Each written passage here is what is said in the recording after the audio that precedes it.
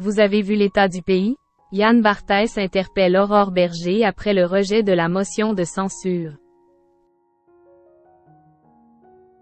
Ce lundi 20 mars, peu après le rejet des 2 motions de censure déposées à l'encontre du gouvernement, Aurore Bergé, présidente du groupe Renaissance à l'Assemblée nationale, était invitée sur le plateau de Quotidien. Yann Barthès l'a interpellée sur l'état actuel du pays, alors que des manifestations sauvages éclatent chaque jour aux 4 coins de la France. Ce lundi 20 mars était un jour capital pour le gouvernement.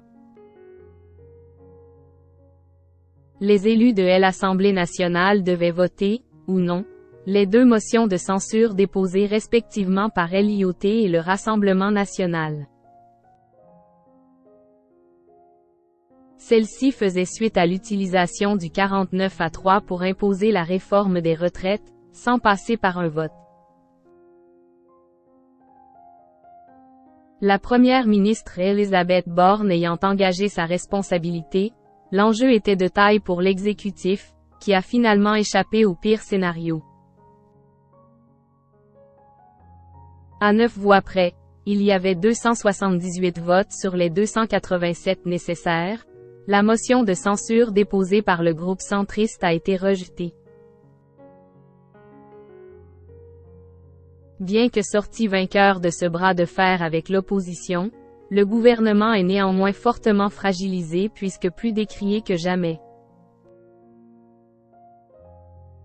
Beaucoup s'inquiètent que le pays devienne ingouvernable avec une opposition si forte au sein de l'Assemblée nationale.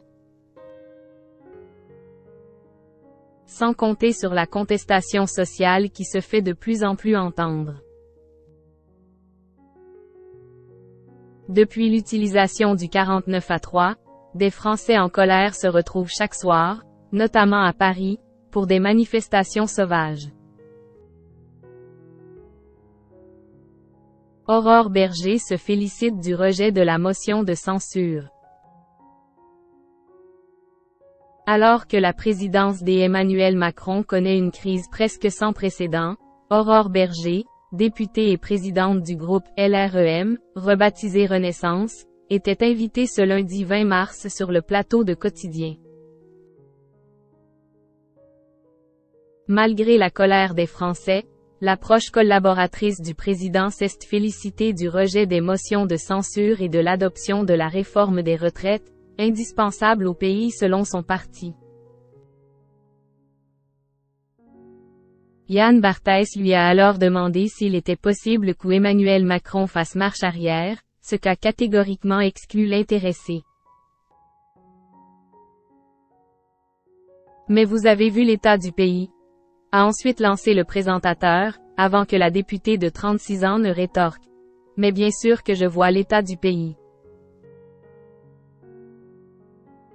Vous savez, on ne vit pas en dehors de la société en fait. On a des familles, on a des territoires sur lesquels on est élu, on se fait engueuler régulièrement. »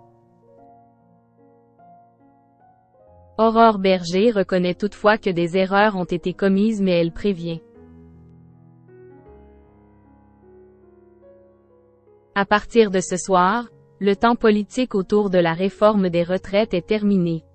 Pas sûr que les Français l'entendent de la même oreille.